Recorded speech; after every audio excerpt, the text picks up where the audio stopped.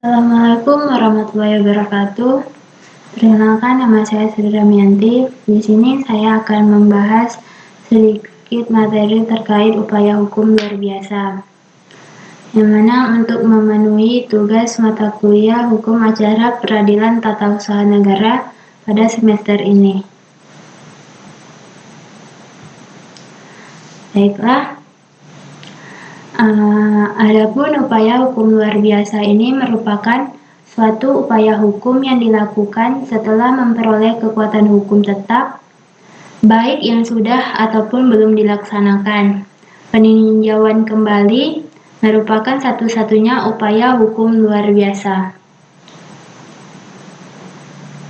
Adapun konsep peninjauan kembali terdapat dalam pasal 132 Undang-Undang Nomor 5 Tahun 1986 tentang Peradilan Tata Usaha Negara. Selain itu juga merujuk pada pasal 77 ayat 1, pasal 69 Undang-Undang Nomor 14 Tahun 1985 tentang Mahkamah Agung. Terhadap suatu putusan Mahkamah Agung yang sudah memperoleh kekuatan hukum tetap, maka upaya hukum selanjutnya yang bisa dilakukan dengan peninjauan kembali terhadap putusan Mahkamah Agung tersebut, sebagaimana terdapat dalam pasal 132 Undang-Undang Nomor 5 Tahun 1985 menyatakan sebagai berikut. Yang pertama, terhadap putusan pengadilan yang telah memperoleh kekuatan hukum tetap, dapat diajukan permohonan peninjauan kembali kepada Mahkamah Agung.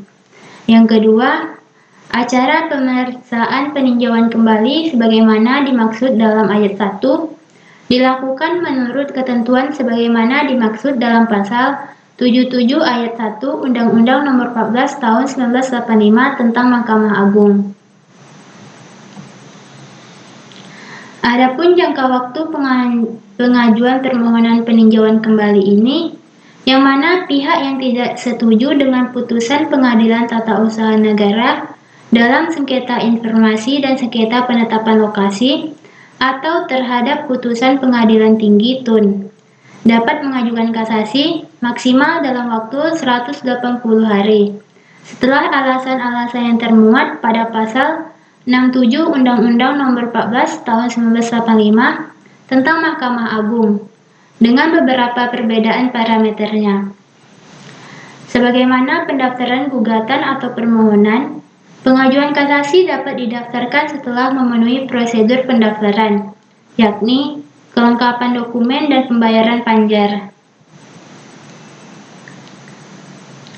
Adapun alasan pengajuan permohonan peninjauan kembali ini terdapat dalam pasal 67 Undang-Undang Nomor 14 Tahun 1985. Yang pertama, apabila putusan didasarkan pada suatu kebohongan atau tipu muslihat pihak lawan yang diketahui setelah perkaranya diputuskan atau didasarkan pada bukti-bukti yang kemudian oleh hakim pidana dinyatakan palsu.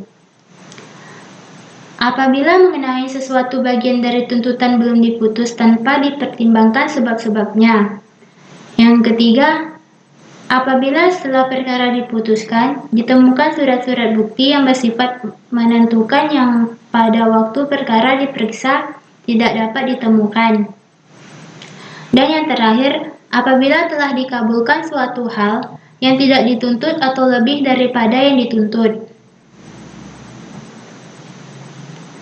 Adapun prosedur pengajuan peninjauan kembali ini, yang pertama, permohonan peninjauan kembali harus diajukan sendiri oleh pihak yang berperkara atau ahli warisnya atau seorang wakilnya yang secara khusus dikuasakan untuk itu. Yang kedua, apabila selama proses peninjauan kembali pemohon meninggal dunia, permohonan tersebut dapat dilanjutkan oleh ahli warisnya. Yang ketiga, tenggang waktu pengajuan permohonan peninjauan kembali yang didasarkan atas alasan sebagaimana dimaksud dalam pasal 67 adalah 180 hari. Dan yang keempat, permohonan peninjauan kembali diajukan oleh pemohon kepada MA melalui ketua pengadilan yang memutuskan perkara dalam tingkat pertama dengan membayar biaya perkara yang diperlukan. Yang kelima, MA memutuskan permohonan peninjauan kembali pada tingkat pertama dan terakhir. Yang keenam, Permohonan peninjauan kembali diajukan oleh pemohon secara tertulis dengan menyebutkan sejelas-jelasnya alasan yang dijadikan dasar permohonan itu dan dimasukkan di kepaniteraan pengadilan negeri yang memutus perkara dalam tingkat pertama. Selanjutnya, apabila pemohon tidak dapat menulis, maka ia menguraikan permohonan secara lisan di hadapan Ketua Pengadilan Negeri yang memutuskan perkara dalam tingkat pertama atau hakim yang ditunjuk oleh Ketua Pengadilan yang akan memuat catatan tentang permohonan tersebut.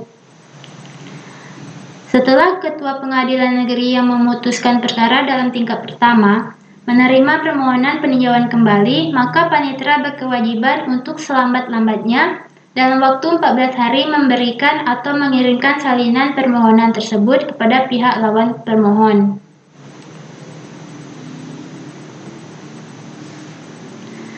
Selanjutnya, MA dapat meminta keterangan dari Jaksa Agung atau dari pejabat lain yang diserahi tugas penyidikan apabila diperlukan.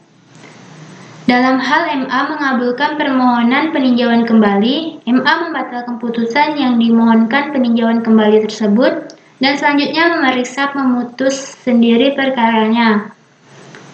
Selanjutnya, MA menolak permohonan peninjauan kembali dalam hal MA berpendapat bahwa permohonan itu tidak beralasan.